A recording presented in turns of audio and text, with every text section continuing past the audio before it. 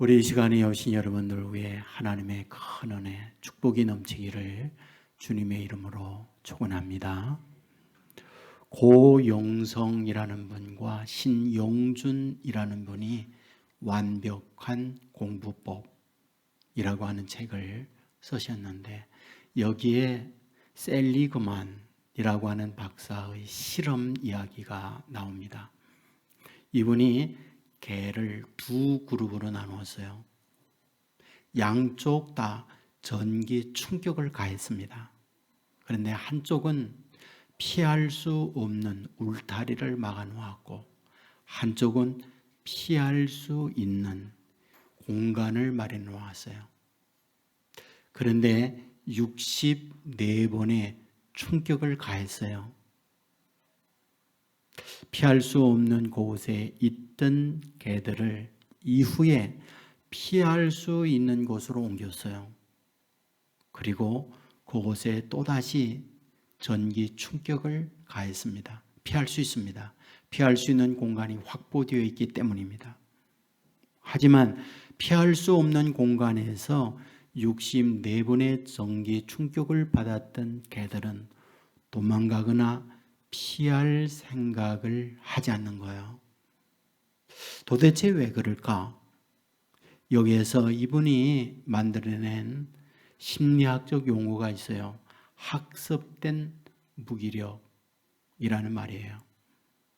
64번의 반복에서 전기 충격을 받으면서 도망 내지 피할 곳을 찾지만 찾을 수 없는 그곳에 계속 괴로움을 겪다가 나는 더 이상 길이 없구나 라고 하는 것이 입력이 되고 말더라는 거예요. 여러분, 우리의 삶에도 얼마든지 그런 분이 있을 수 있다는 거죠. 우리는 코끼리 훈련에 대한 이야기 많이 듣잖아요. 동남아시아 인도에서 거대한 코끼리, 동물 가운데 가장 힘이 센 지구상의 강력한 에너지를 갖고 있는 게 코끼리입니다. 그런데 그 코끼리를 어릴 때부터 사슬에 묶어서 자기의 힘, 자기의 노력으로 아무리 발버둥을 친다 할지라도 가지 못하도록 묶어놓는 반복적 과정을 거치고 나면 코끼리는 나는 힘 못 쓰는구나 라고 자기 스스로의 학습된 무기력으로 빠진다는 거예요. 그래서 아이들이 거대한 코끼리를 가느다란 채찍 하나를 가지고 묘기를 부리거나 자기 마음대로 움직이는 걸 보게 됩니다. 여러분, 벼룩도 마찬가지예요. 벼룩이 점프할 때 자기 키보다 100배 이상을 점프하는 것이 벼룩이라고 말하잖아요. 그런데 그 벼룩을 잡아서 유리병에 넣습니다. 그 안에서 점프, 저 안에서 꽁충거립니다. 그러나 부딪히고 떨어지고 반복된 이 과정을 거칠 때 벼룩이도 나는 뛰어야 벼룩이구나, 안 되는구나, 학습된 무기력에 빠진다는 거예요.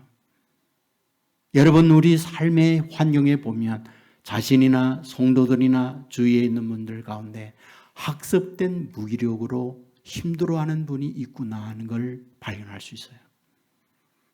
여러분, 그렇다고 한다면 이런 학습된 무기력에 있을 때에 여기서 벗어날 수 있는 길은 없는 걸까? 저는 오늘 본문을 통해서 우리에게 성경이 어떻게 가르치고 있는가 하는 부분을 말씀드리려고 해요. 여러분, 본문 36절에 이렇게 시작해요. 예수께서 근이심을 보고 언제 근으셨을까? 말씀의 배경을 보면 세례 요한에게 갈릴리 바다의 요단강에서 세례를 받고 40일 동안 광야에 가셔서 금식하며 기도하고 난 이후 예수님은 근이셨구나라고 볼 수 있어요. 근이셨던 장소는 어디였을까? 등장인물이 세례 요한, 안드레, 시몬이 나오고 있어요. 안드레와 시몬의 고향이 베세다입니다. 그러므로 베세다 지역에 예수님께서 근이셨다라고 생각해낼 수 있어요. 자, 그런데 세례 요한에게는 따르고 있는 제자가 있었습니다. 그 제자들에게 예수님의 그리시는 모습을 보면서 이렇게 말하죠. 보라, 세상 죄를 지고 가는 하나님의 어린 양이로다. 예수님을 이와 같이 소개합니다. 이 말을 들었던 세례 요한의 2명의 제자가 세례 요한을 두고 예수님께로 방향을 바꾸게 되죠. 그래서 예수님을 따르게 됩니다. 예수님을 따르는 두 제자에게 예수님께서 물어보죠.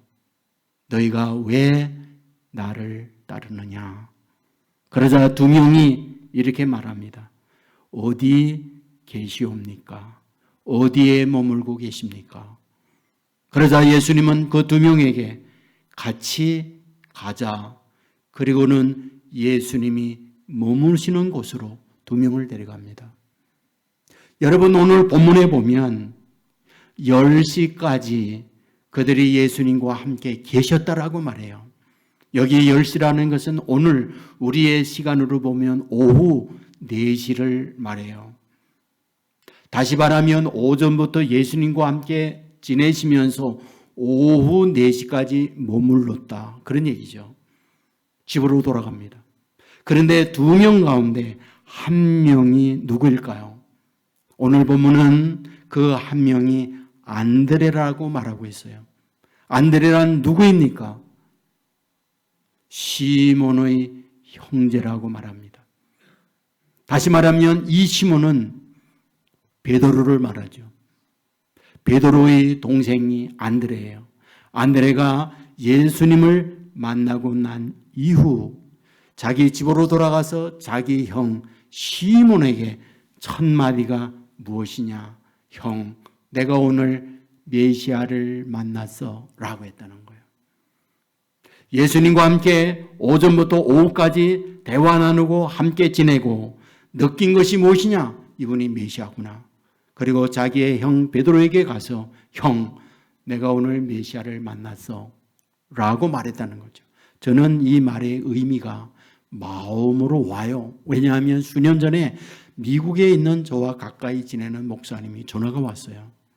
목사님, 제가 하나 부탁이 있어요. 제가 존경하는 목사님이 한국을 가셨습니다. 그런데 제가 미국에 있을 때 그 목사님에게 목사님을 소개했어요. 그러니 목사님이 전화를 하면 그분을 꼭 만나주세요. 이렇게 전화가 온 거예요. 그래서 그분의 연락을 받고 그분을 만났는데 오전 10시 반경 만났어요. 대화합니다. 점심 식사 같이 했어요. 그리고 오후 내내 대화를 나눴어요. 저녁 식사 같이 했어요. 그리고 저녁 내내 함께 지냈어요. 그리고 11시 반경에 그분과 헤어졌어요. 집에 돌아왔을 때에는 12시 반가량, 1시 가까이 됐어요. 제가 아내에게 말했어요. 여보, 오늘 제가 대인을 만났구려. 이렇게 말했어요. 저는 그분과 대화를 나누는 동안 이분이 범상치 않는 분이로구나 하는 걸 제가 느꼈어요. 여러분, 여기 안드레는 예수님을 만나서 오전 그리고 오후 4시까지 대화하면서 이분이 범상치 않은 분이구나 하는 걸 안 거예요. 그리고 자기 형에게 와서 형, 제가 메시아를 만났어요 라고 말을 한 거죠. 여러분, 이 말만 한 게 아니에요. 여러분, 오늘 본문에 보면 안드레가 어째요? 자기 형을 데리고 예수님께 갔다고 말을 합니다. 여러분, 저도 저희 아내를 그분에게 소개하고 그분을 만나도록 해드렸어요. 여러분, 우리가 살면서 정말 귀한 분을 만났다, 나 혼자만이 아깝다고 하면 주위에 있는 분을 그분을 소개해서 만나게 하고 싶은 것이 우리잖아요. 내가 어떤 주식에 투자하고 어떤 일을 했는데 돈을 많이 벌면 내 가까이 있는 가족이나 주위에 있는 분에게 소개하고 안내해서 함께 그 즐거움을 느끼게 하고자 하는 거 우리잖아요. 여러분, 어떤 분은 다단계에 소개하는 분이 있어요. 어떤 분은 신천지로 안내하는 분이 있어요. 어떤 분은 잘못된 만남 속에 파괴적인 곳에 이끄는 분들도 없지 않아 있어요. 하지만 우리에게 희망, 절망인 우리에게 힘을 얻고 일어날 수 있는 용기를 가져다 주는 그 누군가를 만나거나 말씀을 듣는 곳에 안내한다면 이것만큼 값진 일이 어디 있을까요? 이건 생명이에요. 이건 희망이에요. 예수님을 만나고 나서 안드레는 자기 형 베드로에게 내가 메시아 만났다. 그리고 모시고 간 거예요. 여러분, 오늘 본문에 보면 어떤가요? 이렇게 예수님을 처음 만나는데 예수님께서 이 베드로에게 뭐라고 말씀합니까? 뭐라고요? 여러분, 오늘 본문 42절에 보면 데리고 예수께로 오니 예수께서 보시고 이르시되 내가 요한의 아들 시몬이니 장차 게바라 하리라. 게바는 번역하면 베드로라. 여기 게바와 베드로는 같은 말이에요. 애플과 사과가 같은 거이듯이 게바와 베드로는 같은 말이에요. 게바는 아람어고 베드로는 헬라어예요. 뜻은 같습니다. 반석이에요. 여러분, 처음 만났을 때에 시몬을 보면서 너 요한의 아들 시몬이지 장차 게바 반석이 되리라고 말씀하는 거예요. 묻습니다. 반석이 무엇입니까? 반석은 견고함이에요. 반석이 무엇입니까? 흔들리지 아니함이에요. 반석이 무엇입니까?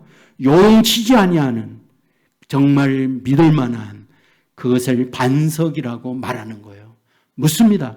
여기 예수님께서 시몬을 보면서 내가 장차 게바 반석이 되리라고 할 때에 지금 시몬은 과연 어떨까라는 거예요. 반석의 가능성, 반석의 희망이 그에게 내재되어 있거나 싹이 있었는가라는 거예요. 여러분 아십니까? 복음서에 나타나 있는 이 베드로의 모습은 그 어디에도 반석 게바의 모습은 존재하잖아요. 복음서에 나타나 있는 그의 모습이라는 것은 어떻게 생각하면 다혈질기예요. 어떻게 생각하면 충동적이에요. 어떻게 생각하면 신중치 못한 가벼움. 이것이 복음서에 나타나 있는 베드로의 모습이라고요. 실예를 몇 곳을 듭니다. 마태복음 14장에 가면 오병이어의 기적을 예수님이 행합니다. 남은 조각을 모았을 때 12바구니 됐어요. 그리고 난 이후에 그들을 배를 태워 건너 마을로 속히 건너가게 하잖아요. 하지만 그들은 풍랑을 만납니다. 밤이 맞도록 새벽 이르기까지 파선 위기에서 죽음의 두려움을 느끼고 있어요. 그런데 밤 사경 새벽에 예수님이 물 위로 걸어오셨어요. 이러한 물 위로 걸어오는 모습을 보면서 제자들은 놀래 외치죠. 유령이다. 소리를 지릅니다. 그때 예수님께서 내니 두려워하지 말라. 이 말을 들었던 베드로 즉시 얘기해야죠.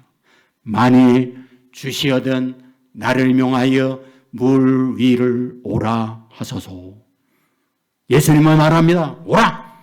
그러자 베드로는 물에 첨벙 내려서 물 위를 걷습니다. 하지만 바람과 물결을 보고 빠져가는지라 두려워 떨며 물속으로 빠집니다. 소리 지릅니다. 주여 살려주소서. 구원하소서라고요. 예수님이 손을 내밀어 그를 건져주죠.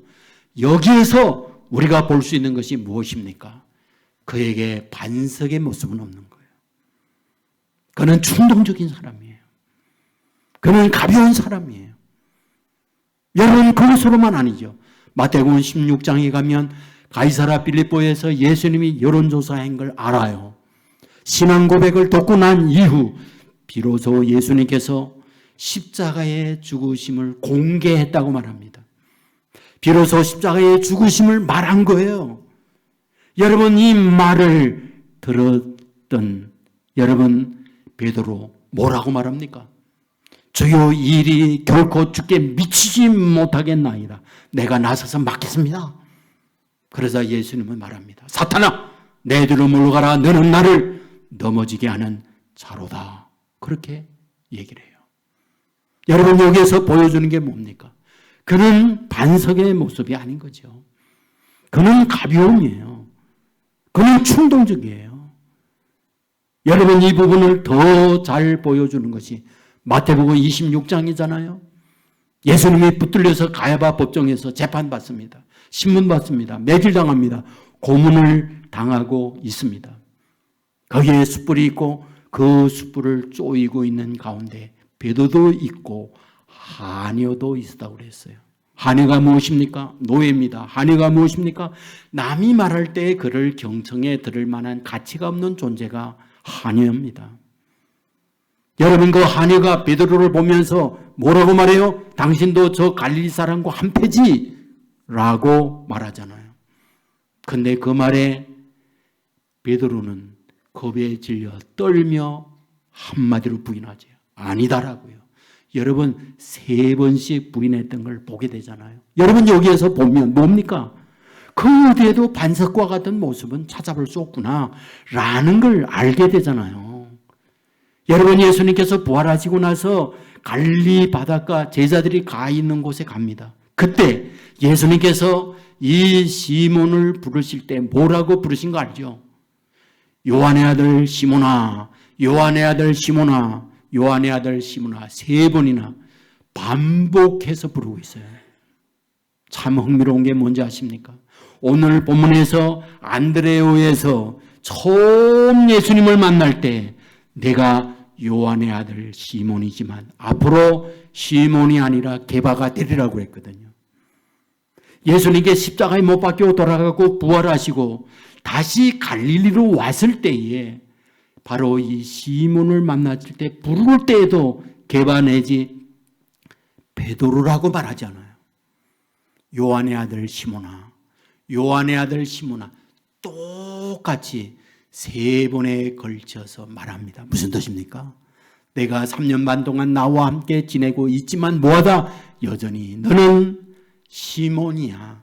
게바가 아니야. 반석이 아니야. 이 뜻이죠. 여러분, 오늘 저와 여러분이 달라지기를 원해요. 변화되기를 원해요. 어제와 다른 오늘의 내가 되기를 원해요.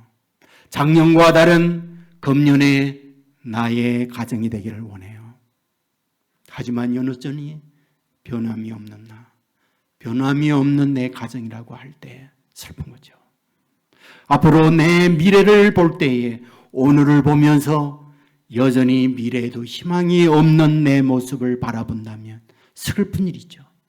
어쩌면 오늘 본문에 나와 있는 여기 시몬은 예수님과 함께 제자로 지냈지만 여전히 뭡니까? 요한의 아들 시몬이라고 부르고 있는 걸 보게 됩니다. 여러분, 저와 여러분이 세상에 태어날 때 부모님에게 주문을 해서 태어난 사람 있나요?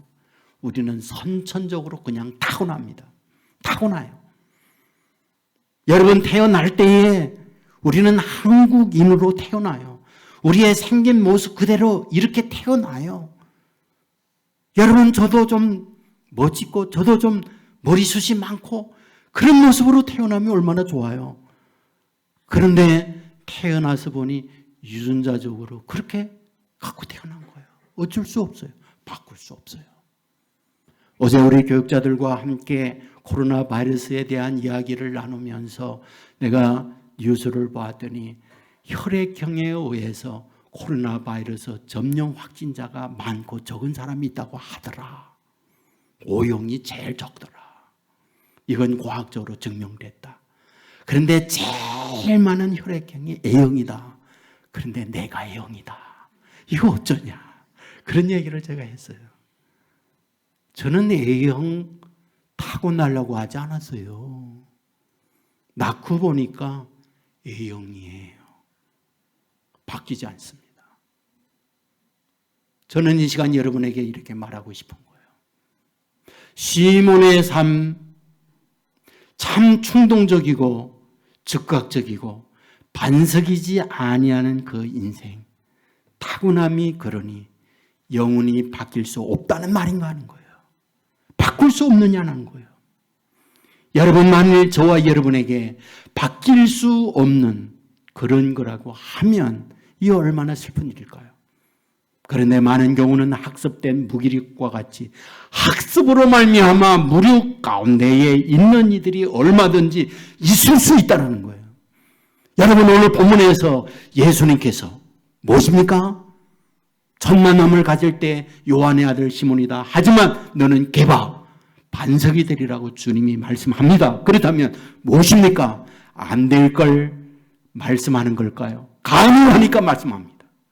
그러므로 저와 여러분도 어제와 다른 오늘이요, 오늘과 다른 내년이 되기를 기대할 때 반드시 그와 같이 주님이 만들어 가실 수 있다. 믿으시기를 주의 이름으로 축원합니다. 여러분, 오늘 본문에서 관심 있게 볼 수 있는 것은 무엇입니까? 장차라는 단어예요. 장차. 본문에서 분명히 말합니다. 내가 요한의 아들 시몬이니 장차 개발하리라. 개발하리라. 장차. 무엇입니까? 지금은 아니도 미래에, 오늘은 아니지만은 내일에, 금년은 아니지만은 내년에 너희가 이와 같이 반석되게 한다. 내가 정말 기쁨이고 자랑인 이런 삶이 되게 한다라고 말씀을 하고 있는 거예요. 저는 이 말씀을 준비하다가 굉장히 제가 은혜를 받아서, 왠지 아세요? 이 말씀을 가만히 보니까요, 요한이 자기 형 데리고 예수님께 가잖아요. 예수님의 입장에서 안드레는 몇 번째 보는 겁니까? 두 번째 보는 거예요. 예수님의 입장에서 베드로는 첫 번째 보는 거예요. 그러면 예수님의 입장에서 누구? 안드레는 구면이고 안드레는 조금 아는 거예요. 근데 시몬은 처음 만나는 거예요. 그럼 왜 예수님께서 조금 먼저 알고 있는 안드레에게 너 장차 게바가 되리라 말하지 않았을까? 그 생각이 드는 거예요. 왜 처음 만난 이 시몬을 보면서 너 장차 게바가 되리라, 그 말을 왜 하는 걸까? 저는 이 말씀을 보는데 제 안에 뭐가 드는지 아세요? 그래, 사람의 생각, 사람의 판단으로 볼 때 안 될 사람을 되게 하는 능력자가 나라는 걸 보여주는 거. 이게 오늘 본문의 말씀이로구나. 여러분, 안드레와 시몬을 보면요, 기질이 형제지만 다릅니다.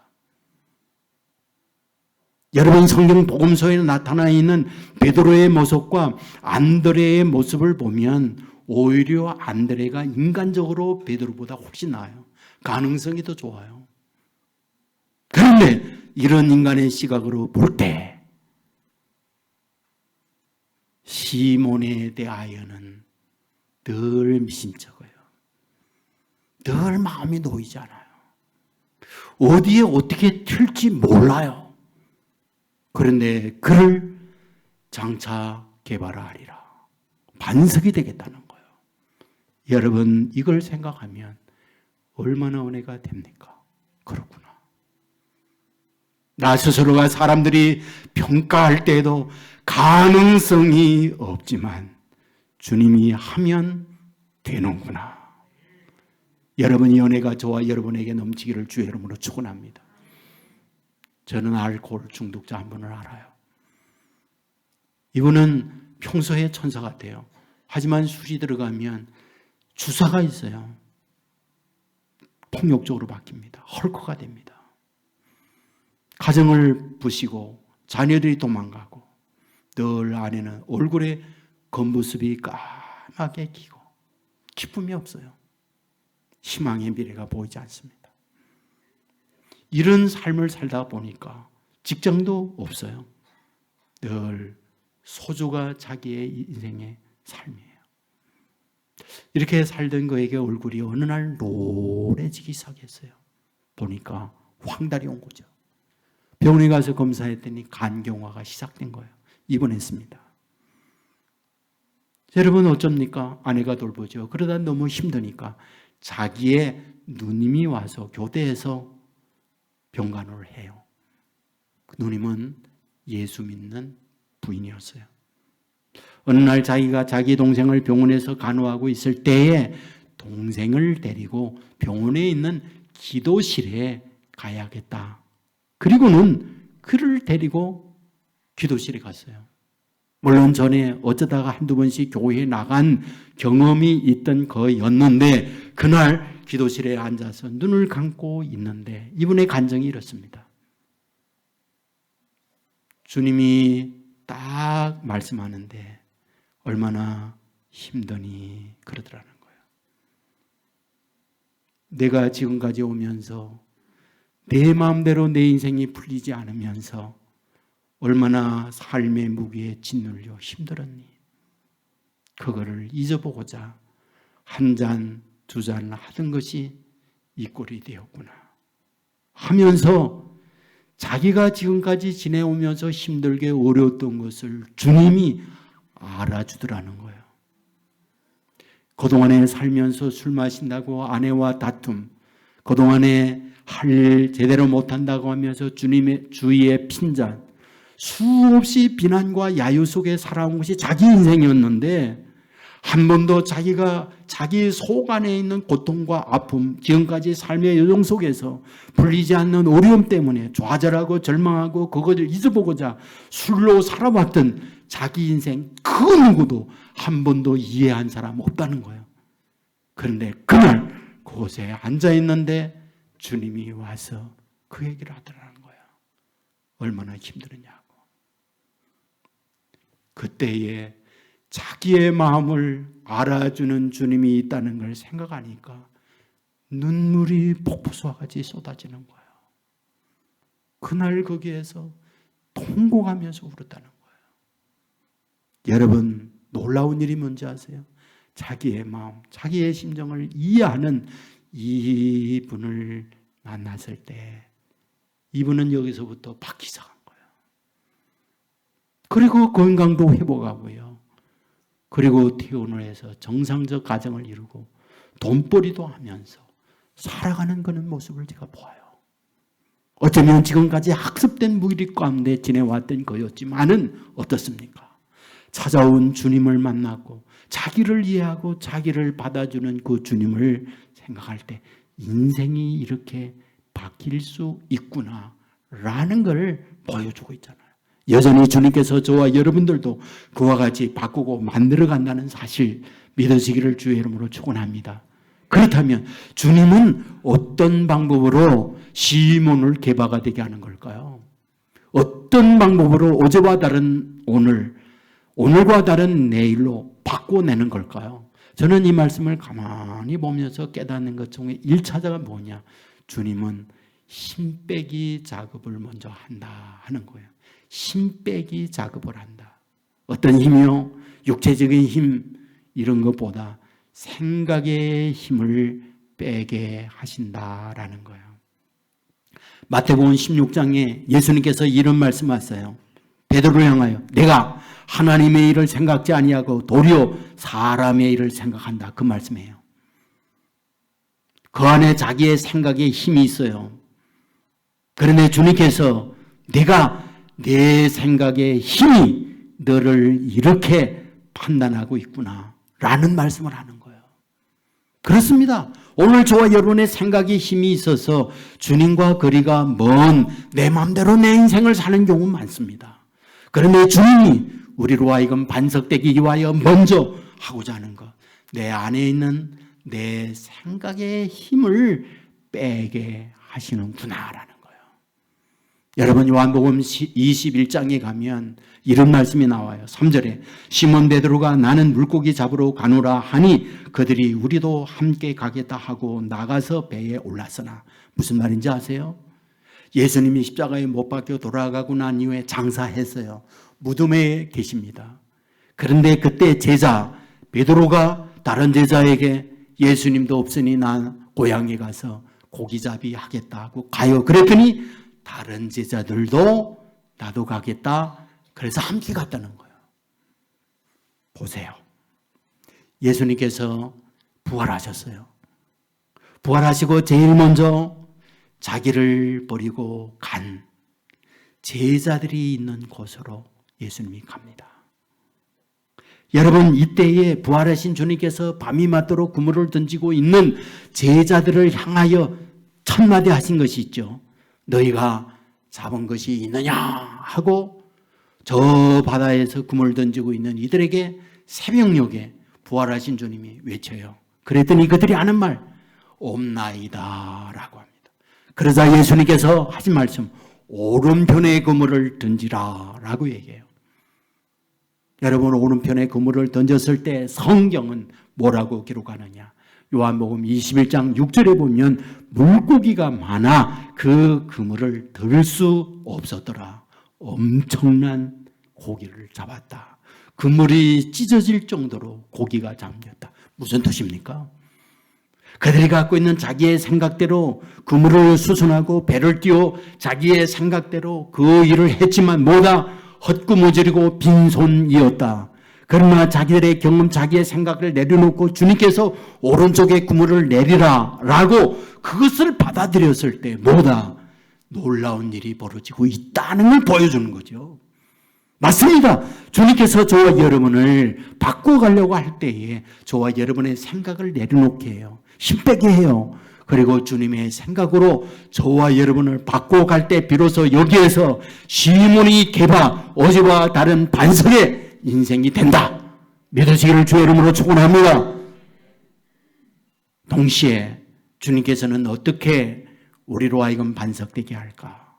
말씀을 보면 끝없는 사랑으로 우리를 만져주어요. 조건이 없습니다. 여러분, 이제 누가복음 21장 61절에 이런 기록이 있습니다. 주께서 돌이켜 베드로를 보시니, 어떤 상황에서 주께서 돌이켜 베드로를 보셨다라는 말씀이 기록하고 있는지 아세요? 앞에서 말씀을 드렸던 예수님이 신문을 받고 고난을 당하고 있어요. 그런데 숯불을 쪼이고 있을 때 하녀가, 노예 힘이 없는 그가 너도 예수와 한 패지라고 할 때 성경을 보면 세 번째에는 예수님을 저주해, 예수님을 온갖 욕을 퍼부어요. 그러면서 예수님을 부인합니다. 바로 그때 예수님께서 그와 같이 하는 베드로를 돌이켜 보시니라는 거예요. 자, 그러면 예수님께서 이와 같이 베드로를 볼 때 베드로를 보는 예수님의 눈동자, 눈 모습은 어땠을까요?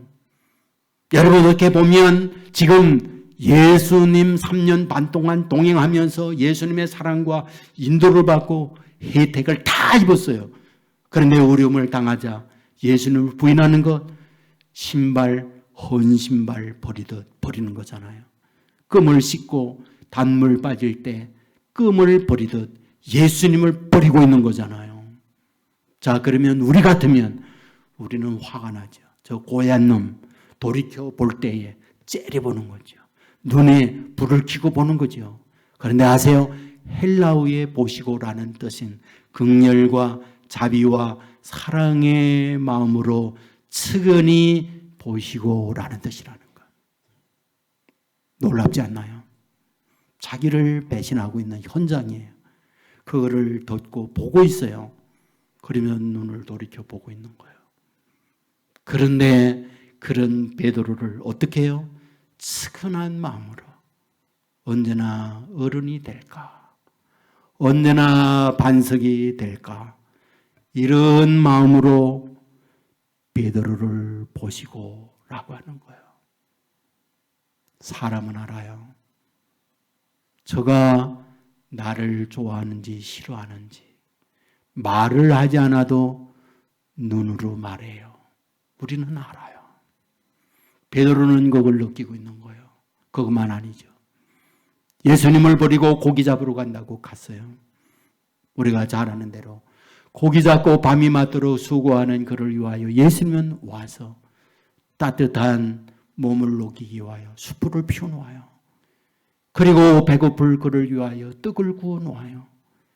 사람이면 어찌 이걸 모릅니까? 그렇게 자기가 지금까지 지내왔던 삶의 허물이요, 부끄러운 모습이 있음에도 불구하고 한 번도 그럴 수 있냐 따지지 아니하고 오히려 무조건적인 사랑으로 숯불을 피워놓고 떡을 구워놓는 모습을 보면서 그는 녹아져 내리는 거죠. 저는 믿어요. 어떤 매나 어떤 법으로 사람은 바뀌지 않아요. 그러나 저는 믿어요. 사랑만이 완악한 심령을 녹일 수 있어요. 변하지 않는 인생을 바꿔요. 여러분, 베드로는 바뀌지 않았어요. 그러나 이런 사랑을 한 걸음 한 걸음 자기에게 다가오게 될 때 그는 무너져 내리는 거예요. 나는 아무것도 아니라고. 이런 못된 것을 주님은 여전히 사랑해 준다고. 어쩌면 펑펑 울면서 그는 깨지고 변하기 이상하며 뭐다? 반석으로 바뀌어져 갔던 거예요. 여러분, 이 마음으로 주님은 저와 여러분에게 찾아와서 기다려주며 만들어가며 반석되게 한다는 것 믿으시기를 주의 이름으로 축원합니다. 이 마음을 가지고 저와 여러분에게 주님은 찾아오고 있어요. 여러분 아세요? 우리가 복음서에 나타나 있는 베드로의 모습과 사도행전에 나타나 있는 베드로의 모습은 정말 달랐습니다. 어떻게 다르게 나타나는지 아세요? 여러분, 사도행전 4장에 보면 베드로, 요한이 담대하게 말함을 보고 이렇게 기록해요. 복음서에 그는 두려워 떠는 겁쟁이였어요. 자기에게 어떤 목숨을 걸게 하는 위협적인 것 아니에요. 단 하나, 당신도 갈릴리 사람 예수와 한패지, 그 말 할 때에 후들거리며 두려워 떨며 예수님을 부인했던 겁니다. 그런데 이제는 자기의 목숨이 위태로워요. 하지만 담대히 너희가 죽인 예수가 3일 만에 부활했다. 우리는 이 일의 증인이다. 담대하게 외쳤다라고 말하고 있어요.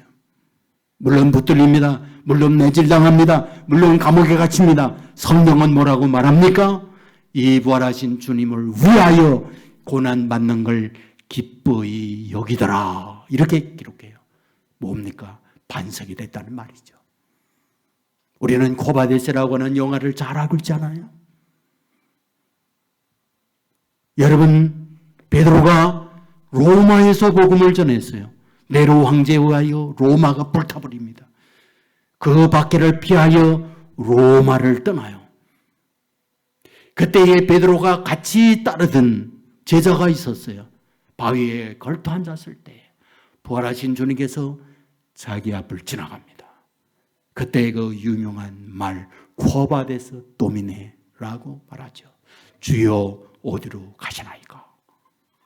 여러분, 이 말을 들었던 예수님께서 말을 하죠. 내가 버리고 가는 로마로 내가 가노라. 이 말을 들었던 베드로는 방향을 바꿔서 로마로 들어갑니다. 그리고 붙들리죠. 그리고 당당하게 외칩니다. 내가 예수님과 똑같이 십자가에 못 박혀 죽을 수는 없다. 나를 거꾸로 내달라. 장렬하게 죽음을 두려워하지 아니하고 순교를 함으로써 눈을 감잖아요. 우리는 여기서 뭘 봅니까? 정말 멋진 반석 개바구나. 그를 주님은 기다려주고 그의 힘을 빼게 하고 사랑의 마음으로 그를 개바가 되게 한 거죠. 여러분, 이 은혜가 저와 여러분 가운데 넘치기를 주의 이름으로 축원합니다. 김덕희라고 하는 분이 계세요. 여기에 대학 교수가 된 노숙자라고 하는 책이 있고요. CBS에 새롭게 하소서에 간정의 주인공으로 나서기도 한 분이에요. 이분이 고향이 논산인데 거기에서 유학을 서울로 왔어요. 공부를 해서 좋은 대학에 경제학을 공부하게 됩니다. 대학을 졸업했을 때에 당시 최고의 회사가 은행이었고 금융가, 증권가 이런 곳이었어요. 자기 동기들은 다 그런 것으로 스카웃돼서 모집돼서 취직이 됐는데 자기는 사업을 해야 되겠다. 그리고는 왕구 사업을 했답니다. 왕구 사업을 통해서 굉장히 많은 돈을 벌었어요. 성공한 사업가가 됐는데 자기 대학 동기들이 와서 얘기합니다. 예, 덕희야, 주식하면 주식으로 엄청난 떼돈을 벌 수 있다. 한번 믿지는 셈치고 한번 내가 돈을 벌었으니 주식에 한번 투자해봐라. 그래서 1,000만 원을 투자했는데 이게 웬일이에요? 얼마 안 돼가지고 3,000만 원을 번 거예요. 이분이 눈이 확 돌아갔어요. 아니, 내가 왕구 사업을 해서 돈을 벌려면 얼마나 많은 고생을 해야 이런 이윤을 남길 수 있는데 세상에 아니 얼마 안 돼서 1,000만 원을 투자하고 3,000만 원을 벌다니 놀랍구나. 그리고 이분이 5천만 원을 또 투자합니다. 2억을 벌었어요. 2억. 놀라지도 않네요. 예. 2억을 번 거예요. 여러분, 그리고 난 이후에 이분이 얼마를 벌었냐? 28억을 벌었어요. 주식을 통해서. 돈이 생기니까 무슨 생각이 드느냐? 명예를 얻고 싶어요. 고향에 가서 국회의원이 되고 싶은 거예요. 돈이 있으니까. 성공한 기업이니까. 자기 고향에 가면 성공한 기업이 프랜카드가 붙고 멋진 기대를 걸고 그러면 정치 자금을 더 마련해야 되겠다. 그리고 28억을 아도해서 한꺼번에 주식 투자한 거예요. 결론이 뭐냐고 깡통 계좌가 된 거예요. 한 번에 휙 날아가 버렸어요. 여러분 얼마나 주식의 매력입니까? 그러니까 또다시 부채를 얻고 빚을 내가지고 주식을 투자했는데 결국 10억의 빚을 집니다.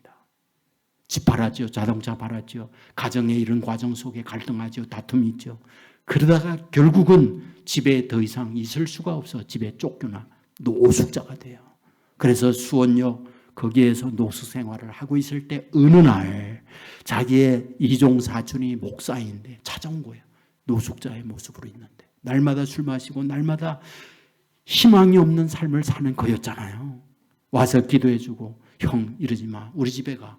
그리고 집에서 쫓겨난 그를 집으로 데려갔어요. 목사님 집에서 사촌 남동생 목사님 집에서 며칠 머물다가 라파엘 공동체라고 하는 곳으로 소개해서 갑니다. 그곳에 목사님 사모님이 그곳에 지내게 되어지는데 이분이 예수쟁이를 제일 싫어했어요. 결혼하기 전 미스코리아 참전했던 멋진 출전했던 그런 미모의 여인과 교제했어요. 결혼할 수 있었거든요. 그런데 예수 믿는다 것 때문에 자기가 헤어졌어요. 나 예수쟁이 싫다. 그래서 버렸어요. 그러니까 가장 혐오적인 생각을 갖고 있는 대상이 예수쟁이였어요. 그런데 사촌 동생이 와서 기도하고 자기 데려갔지. 라파엘 공동체가 목사님 사모님이 경영하는 그런 공동체지. 갔을 때 먼저 말했어요. 나 예수 믿으라고 하지 말라고. 그게 괜찮다고. 그곳에서 재활 훈련을 하면서 어느 정도 회복되고 나가서 또다시 주식에 손댔어요. 완전히 주식 중독이 된 거죠. 그런데 또다시 부채되고 또다시 노숙자가 되고 또다시 라파엘 공동체로 들어가고 이런 과정을 반복해서 어느 날 새벽에 이분이 라파엘 공동체에서 눈을 감고 있는데 앞에서 말씀을 드렸던 알코올 중독자가 느꼈던 것처럼 주님이 찾아왔어요. 그리고 덕희야, 내가 지금까지 이런 주식에 중독되어 지내오면서 너의 아내도 너의 자녀들도 주위에 있는 모두가 다 너를 버렸잖니. 하지만 너의 이종사촌은 너를 받아주었잖니. 그리고 목사님이 너를 여기에 품고 살도록 만들어 주었잖니 라는 것이 들려오는 거예요.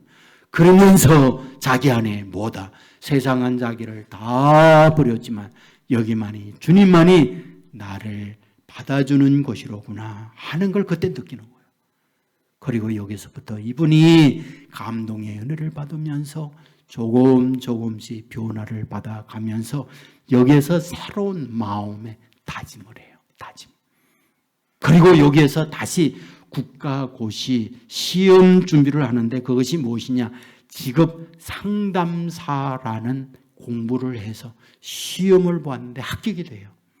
이 자격증을 갖고 지금은 뭐 하느냐? 서울 예원 실업학교에 교수로 있어요. 그리고 천안 YMCA나 검정평가원 여기서 교수 활동을 하고 있으며 간정도 하고 사람들에게 자기와 같이 중독된 사람들에게 다시금 중독에서 끊고 희망을 얻는 그 일을 하는 일을 하고 있어요. 여러분 이번에 간증이 무엇입니까? 자기가 완전히 주식에 학습된 그런 자예요. 끊을 수 없는 오히려 자기의 인생에 무력한 삶을 살던 그였어요. 하지만 주님을 만나고 난 이후 그의 인생이 새롭게 새 인생으로 바뀌어진 거죠. 저는 분명 믿습니다. 저와 여러분들도 그와 같이 바꿀 수 있다는 사실을 말입니다. 여러분, 주님은 저와 여러분에게 눈을 떼지 아니하고 저와 여러분의 모든 삶 다 압니다. 부끄러운 거 다 알아요. 남들이 공개되면 얼굴 덜 수 없는 지난날의 흠을 다 알아요. 하지만 있는 모습 그대로 받아줍니다. 하지만 저와 여러분에게 원하고 있는 게 있어요. 내 알량한 생각에 힘 빼라는 거예요. 생각에 힘 빼라는 거. 여러분 생각에 힘을 빼고 주님 앞에 저와 여러분을 드려질 수 있을 때 주님은 저와 여러분을 포기하지 않아요. 어제와 다른 오늘 만납니다. 금년과 다른 내년에 저와 여러분의 자녀를 만들어내요. 개발되게 합니다. 반석되게 합니다. 이 믿음 잃지 마세요. 그리고 이 믿음을 가지고 주님께 의지하고 나감으로 말미암아 이제 저와 여러분이 개발이 되게 하는 그 은총을 경험을 하고 그 경험된 저와 여러분이 제 주위에 있는 여러분 주위에 있는 사람들에게 간증하며 살아갈 수 있는 주인공의 사람 저와 여러분이 될 수 있기를 주님의 이름으로 축원합니다. 우리 모두 자리에서 일어나겠습니다.